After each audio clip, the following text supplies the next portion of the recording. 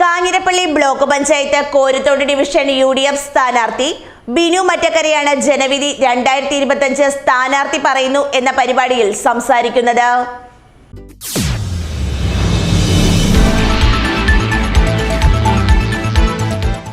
ഞാൻ ബിനു മറ്റക്കര, കാഞ്ഞിരപ്പള്ളി ബ്ലോക്ക് പഞ്ചായത്തിലെ കോരത്തോട് ഡിവിഷനിൽ നിന്ന് മത്സരിക്കുന്ന UDF സ്ഥാനാർത്ഥിയാണ്. കഴിഞ്ഞ 15-25 വർഷക്കാലമായി പൊതുരംഗത്ത് സജീവമായി നിൽക്കുന്നു. കേരള വിദ്യാർത്ഥി യൂണിയനിലൂടെ പൊതുപ്രവർത്തന ജീവിതം ആരംഭിച്ച് ഇന്നിപ്പോൾ പാർട്ടി ഏൽപ്പിച്ച വലിയൊരു ഉത്തരവാദിത്തമായ മുണ്ടക്കയം ബ്ലോക്ക് കോൺഗ്രസ് കമ്മിറ്റിയുടെ പ്രസിഡൻ്റായി ചുമതല വഹിച്ചുകൊണ്ടിരിക്കുകയാണ്. ഈ ത്രിതല പഞ്ചായത്ത് തെരഞ്ഞെടുപ്പിൽ ഐക്യജനാധിപത്യ മുന്നണിയുടെ സാരഥിയായി കോരത്തോട് ഡിവിഷനിൽ എന്നെ എത്തിച്ചപ്പോൾ മുതൽ ഈ നാട്ടിലെ വികസന പ്രവർത്തനങ്ങൾ എങ്ങനെ നടത്താമെന്നതിനെക്കുറിച്ച് ഒരു പഠനം കൂടെ നടത്തിക്കൊണ്ടാണ് മുന്നോട്ട് പോകുന്നത്. കാഞ്ഞിരപ്പള്ളി ബ്ലോക്ക് പഞ്ചായത്തിലെ ഏറ്റവും വലിയ ബ്ലോക്ക് പഞ്ചായത്ത് ഡിവിഷൻ കോരത്തോടാണെന്നാണ് ഞാൻ മനസ്സിലാക്കുന്നത്. പഴയ കോരത്തോട് ബ്ലോക്ക് പഞ്ചായത്ത് ഡിവിഷനല്ല ഇപ്പോൾ.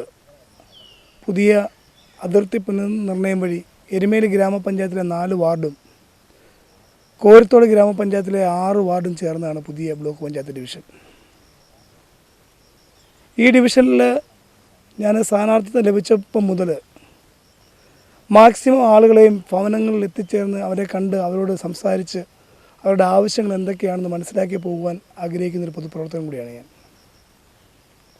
ഞാൻ ഈ മേഖലയിൽ കടന്നു വന്നപ്പോൾ എനിക്ക് മനസ്സിലായി ഏറ്റവും അധികം വനനിബിഡമായൊരു പ്രദേശമാണ്. ഈ പ്രദേശങ്ങളിലെ ഏറ്റവും വലിയ പ്രശ്നം തന്നെ അതാണ്. വന്യജീവി ആക്രമണങ്ങൾ, കാർഷിക മേഖലകളിൽ തിങ്ങിപ്പാർക്കുന്ന ജനങ്ങളാണ് അവിടെ താമസിക്കുന്നത്. അവരുടെ കൃഷി സ്ഥലങ്ങളെല്ലാം നമുക്കറിയാം. നമ്മളിപ്പോൾ ഈ വന്നിരിക്കുന്ന പ്രദേശങ്ങളിലൊക്കെ ഒത്തിരി സ്ഥലങ്ങൾ തരിശു ഭൂമിയായി കിടക്കുകയാണ്. അപ്പോൾ നമ്മളുടെ ഈ പ്രദേശത്തെ വികസന പ്രവർത്തനങ്ങളെല്ലാം കാർഷിക മേഖലയെ മുൻനിർത്തിക്കൊണ്ടുള്ള വികസന പ്രവർത്തനങ്ങളെ മുന്നോട്ട് പോകാനാണ് ഞാൻ ആഗ്രഹിക്കുന്നത്. അതോടൊപ്പം തന്നെ നമ്മൾ ഈ വിവിധ സ്ഥലങ്ങളിലെ വീടുകൾ കയറുമ്പോൾ നിരവധി ക്ഷീരകർഷകരെ നേരിൽ കാണുവാൻ സാധിച്ചു. ക്ഷീരകർഷകർ നേരിടുന്ന വലിയ പ്രതിസന്ധിയുണ്ട്. അവരെ എങ്ങനെയൊക്കെ സഹായിക്കാമെന്നുള്ള കാര്യത്തിലും നമ്മൾ ഒരു ജനപ്രതിനിധി ആയാൽ അതിനുവേണ്ടിയുള്ള ശ്രമം തീർച്ചയായും നടത്തും. പിന്നീട് പ്രധാനപ്പെട്ട ഒരു വിഷയം, നമുക്കറിയാം ഈ ബ്ലോക്ക് ഡിവിഷനിലെ പ്രധാനപ്പെട്ട 3-4 വാർഡുകളാണ് ഏഞ്ചൽ വാലി, പമ്പാവാലി, മൂക്കമ്പട്ടി, കണമല. അവിടെ വലിയ പാരിസ്ഥിതിക പ്രശ്നമാണ് അവിടുത്തെ നാട്ടുകാർ നേരിട്ടുകൊണ്ടിരിക്കുന്നത്. എന്താണെന്ന് വെച്ചാൽ 2011 LDF ഗവൺമെൻറ് അവസാന കാലത്ത് ആ പ്രദേശത്തെ മുഴുവൻ പെരിയാർ ടൈഗർ റിസർവിൻ്റെ ഭാഗമാക്കി മാറ്റി.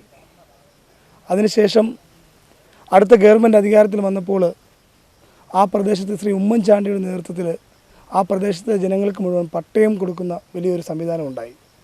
അതിലൊരു നിർണായക ഭാഗഭാഗത്വം വഹിക്കുവാൻ ഈ എളിയവനായി എനിക്ക് സാധിച്ചിട്ടുണ്ട് എന്നുള്ളത് വളരെ ചാരിതാർത്ഥ്യത്തോടുള്ള ഈ അവസരത്തിൽ ഞാൻ ഓർക്കുകയാണ്. എന്നാൽ 2017 മുതൽ വീണ്ടും LDF ഗവൺമെൻറ് കാലത്ത് ആ പ്രദേശത്തെ ആളുകൾക്ക് അവരുടെ പട്ടയത്തിൽ അവരുടെ ഭൂമിയിൽ അവർക്ക് കരമടയ്ക്കുവാൻ പറ്റാത്തൊരു സാഹചര്യമുണ്ടായി.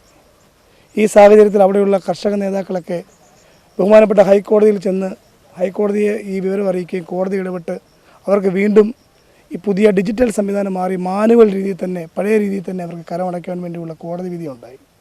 അതിനുശേഷം ഈ സർക്കാർ ഈ 2023 ആ പ്രദേശത്ത് വീണ്ടും പട്ടയം കൊടുക്കുമെന്ന് പറഞ്ഞ ആളുകളുടെ എല്ലാം പഴയ പട്ടയം തിരിച്ചു മേടിച്ച് വീണ്ടും ഒരു വലിയ പട്ടയമേള നടത്തി വീണ്ടും ഒരു സർവേ നടത്തി പട്ടയം കൊടുക്കുകയുണ്ടായി. പക്ഷേ അന്ന് ബഹുമാനപ്പെട്ട MLA എന്നോട് പറഞ്ഞു, ബിനു ഞങ്ങൾ പട്ടയം കൊടുത്ത് കണ്ടോ? ഞാൻ പറഞ്ഞു, സാറേ 2023 നിങ്ങൾ പട്ടയം കൊടുത്താൽ 2023 തൊട്ടുള്ള കരവ് ഈടാക്കിയാൽ പോരെ, എന്തിനു വേണ്ടിയാണ് 2016 മുതലുള്ള കരവ് ഈടാക്കുന്നത് എന്ന് ഞാൻ അദ്ദേഹത്തോട് ചോദിക്കുകയുണ്ടായി. നമ്മളാരും ഒരു പുതിയ വാഹനം മേടിക്കുമ്പോൾ ആ മേടിക്കുന്ന വർഷത്തെ തൊട്ടുള്ള ടാക്സാണ് വാഹനത്തിന് അടയ്ക്കുന്നത്. അതിന് മുമ്പ് 10 വർഷം മുമ്പത്തെ ടാക്സ് അടയ്ക്കേണ്ട കാര്യമില്ലല്ലോ. അപ്പോൾ ജനങ്ങളുടെ കണ്ണിപ്പൊടി ഇടാൻ വേണ്ടി അതേ സർവേ നമ്പർ പ്രകാരമുള്ള ഒരു പട്ടയമേളയാണ് നടത്തിയത്. പഴയ പട്ടയം മേടിച്ചിട്ട് പുതിയ പേപ്പറിലാക്കി തിരിച്ചു കൊടുക്കുന്നു. ഇത് ജനങ്ങളെ പറ്റിക്കുന്ന സമീപനമാണ്. ആ പ്രദേശത്തെ മുഴുവൻ പെരിയാർ ടൈഗർ റിസർവിൻ്റെ ഭാഗമാക്കി മാറ്റിയത് ഈ ഗവൺമെൻറ് അധികാരത്തിൽ വന്നതിന് ശേഷമാണ്. ഈ ഗവൺമെൻറ് അധികാരത്തിൽ വന്നതിന് ശേഷമാണ് ആ പ്രദേശത്ത് ജനങ്ങൾക്ക് ഇത്രയധികം വന്യജീവി ആക്രമണം നേരിടുന്നത്. നമുക്കറിയാം കണമലയിൽ ആന ചവിട്ടി ആൾ മരിച്ചു. കണമലയിൽ കാട്ടുപോത്ത് വീട്ടിൽ പത്രം വായിച്ചുകൊണ്ടിരുന്ന ചേട്ടനെ കാട്ടുപോത്ത് കുത്തി മരിക്കുന്ന സാഹചര്യമുണ്ടായി. ഇങ്ങനെ സമസ്ത മേഖലയിലും വന്യജീവി ആക്രമണങ്ങൾ നേരിടുന്നതിൽ ഈ ഗവൺമെൻറ് പരാജയമാണ്. പിന്നെ മറ്റൊരു കാര്യം, ഈ പ്രദേശത്തെ ഗ്രാമീണ റോഡുകളൊക്കെ ഒരു ബ്ലോക്ക് പഞ്ചായത്ത് മെമ്പർക്ക് ചെയ്യാൻ സാധിക്കുന്ന എല്ലാ രീതിയിലുള്ള നടപടിക്രമങ്ങളുമായി നമുക്ക് മുന്നോട്ട് പോകാം. റോഡ് വികസനങ്ങളിലും എല്ലാം പ്രത്യേകിച്ച് ഒത്തിരി ഏരിയ ഉണ്ട്, വലിയ കുന്നും പ്രദേശമുണ്ട്. ഈ കുന്നിന്മേലുള്ള ആളുകൾക്കൊക്കെ കുടിവെള്ള പ്രശ്നം വലിയൊരു രൂക്ഷമായ പ്രശ്നമാണ്. ഇന്ന് ആളുകൾ അവരെ കണ്ടപ്പോൾ അവർക്ക് സംസാരിക്കുകയുണ്ടായി. അപ്പോൾ ആ കുടിവെള്ള പ്രശ്നങ്ങൾ പരിഹരിക്കാൻ വേണ്ടിയുള്ള എന്തൊക്കെ നടപടികൾ ഒരു ബ്ലോക്ക് പഞ്ചായത്ത് മെമ്പർക്ക് സാധിക്കുന്ന എല്ലാ കാര്യങ്ങളും ഇവർക്കൊപ്പം നിന്നുകൊണ്ട് ചെയ്യാൻ വേണ്ടിയുള്ള നടപടികളുമായി മുന്നോട്ട് പോകും. കാർഷിക മേഖലയെ ഒരിക്കൽ കൂടി പറയുകയാണ്, കാർഷിക മേഖലയായ ഈ പ്രദേശത്തെ ആ കാർഷിക മേഖലയ്ക്ക് ഗുണപ്രദമാകുന്ന രീതിയിലുള്ള ഒരു വികസന കാഴ്ചപ്പാടുകളുമായിട്ടാണ് മുന്നോട്ട് പോകാൻ ആഗ്രഹിക്കുന്നത്. അതുകൊണ്ട് എളിയവനായി എനിക്ക് ഐക്യജനാധിപത്യ മുന്നണി സ്ഥാനാർത്ഥിയായി മത്സരിക്കുന്ന എനിക്ക് ഈ ഡിവിഷനിൽ നിന്നും കൈ അടയാളത്തിൽ നിങ്ങളുടെ എല്ലാവരുടെയും വോട്ടുകൾ രേഖപ്പെടുത്തി വിജയിപ്പിക്കണമെന്ന് വളരെ താഴ്മയോടുകൂടി അപേക്ഷിക്കുകയാണ്.